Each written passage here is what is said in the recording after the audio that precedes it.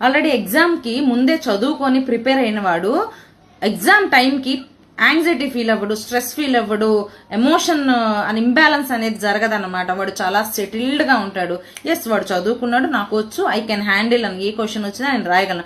కానీ చదువుకోని వాడు మాత్రమే యాంగ్జైటీ, స్ట్రెస్, ప్యానిక్ అయిపోతూ ఉంటాడు. ఎందుకంటే సబ్జెక్ట్ చదువుకోలేదు కాబట్టి అక్కడ ఏమొస్తుందో తెలియదు, ఏం రాయాలో తెలియదు, ఏమైపోతానో తెలియదు, ఎందుకు చేస్తున్నానో తెలియదు అనే ఒక కన్ఫ్యూజన్ స్టేట్లో ఉంటాడు కాబట్టి అలా ఫీల్ అవుతాడు. సో ట్రేడింగ్లో కూడా మీరు ఒక ప్రాపర్గా సబ్జెక్ట్ నేర్చుకొని ఎంట్రీ తీసుకుంటే మీరు ఎలా హ్యాండిల్ చేసుకోవాలో మీకు తెలుస్తుంది. మనం అనుకున్నది ట్రెండ్కి ఎగనెస్ట్గా వెళ్ళినా కూడా చాలా సెటిల్డ్గా ఉంటారు అనమాట. ప్యానిక్ లేకుండా, స్ట్రెస్ లేకుండా, యాంగ్జైటీ ఫీల్ అవ్వకుండా. కానీ ఎందుకు ట్రేడింగ్ చేస్తామో తెలియకుండా, సబ్జెక్ట్ తెలియకుండా చేస్తే గనక ఆబ్వియస్లీ ఇవన్నీ అటాక్ అవుతాయి.